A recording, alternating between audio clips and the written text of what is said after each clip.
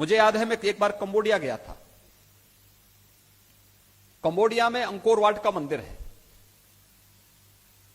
Angkor Wat का जो मंदिर है ये कहते हैं कसौटी के पत्थरों से बना हुआ मंदिर है और दुनिया का सबसे बड़ा मंदिर है। कॉम्प्लेक्स ही अंकोर कॉम्प्लेक्स कहलाता है। केवल मंदिर मंदिर हैं, सैकड़ों की संख्या में।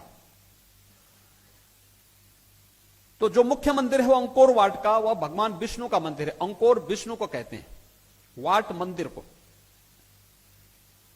तो कंबोडिया में जब अंकोर वाट के मंदिर में मैं गया तो मैंने देखा कि मंदिर के जो पत्थर हैं, कसौटी के पत्थर, उनमें चित्रों के माध्यम से पूरी रामायण को उकेरा गया था।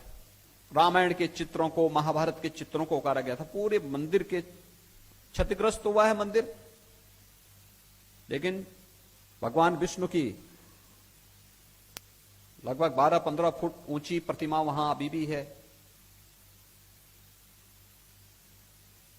बहुत सारी चीजें वहां आती हैं। वहां के पर्यटन का मुख्य, वहां की आय का मुख्य जरिया तो पर्यटन है, और अंकोर वाट मंदिर और अंकोर कॉम्प्लेक्स वहां की आय का मुख्य जरिया बनता है।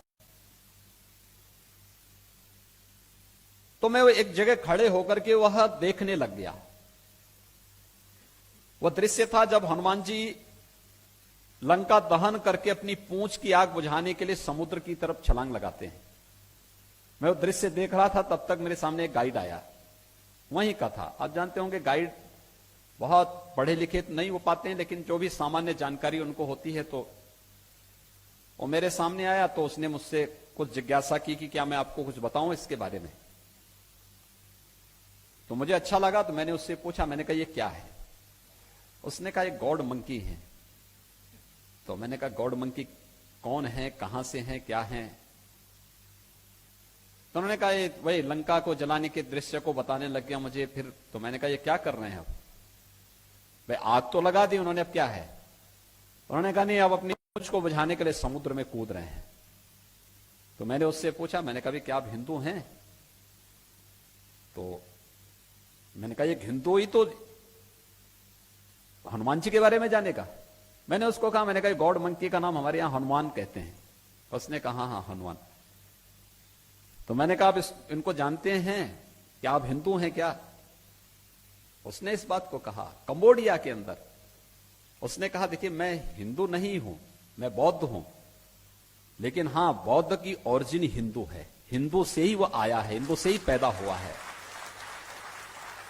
कंबोडिया में एक सामान्य 8वीं तक की शिक्षा जिसने प्राप्त की हो, 20 साल का वह युवक जब मुझे रामायण के उस चित्र को बताता और हनुमान जी का दृश्य सामने आता है, वो मेरे सामने इस बात को वहां पर इस रूप में व्यक्त करता है।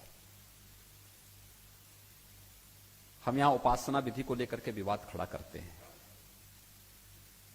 हम यहां छोटी छोटी बातों को लेकर के एक वितंडावाद खड़ा करते हैं, और हर एक व्यक्ति के मन में एक खुरापात घूमती है कि एक सकारात्मक दृष्टिकोण जोड़ने की बजाय कैसे हम तोड़ करके इस पूरी परंपरा को खराब कर सके। लेकिन वहां बैठा हुआ एक व्यक्ति जो न जाने कितने लोगों को प्रतिदिन वहां पर अंकोर वाट मंदिर के उन दृश्यों के बारे में अवगत कराता है, अपनी स्वयं की आजीविका को भी चलाता है, देश की आर्थिक उन्नयन में भी योगदान देता है, लेकिन वहां उसको यह मालूम है कि वह बौद्ध है। लेकिन बौद्ध होने के साथ साथ उसे यह भी मालूम है कि बौद्ध की ओरिजिन क्या है, और वह निसंकोच इस बात को अंकोर वाट में रह करके बोल सकता है, व्यक्त करता है। आप भारत के अंदर इन शब्दों को बोलेंगे तो यहां पे बहुत सारे लोगों की सेकुलरिज्म को खतरा पैदा हो जाएगा।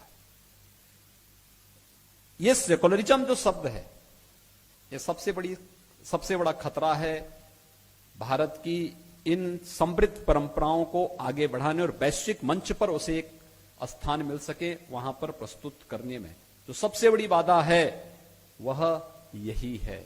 और मुझे लगता है उससे उभर करके हमें बहुत शुद्ध, सात्विक और स्वस्थ मन से इस दिशा में प्रयास प्रारंभ करने होंगे।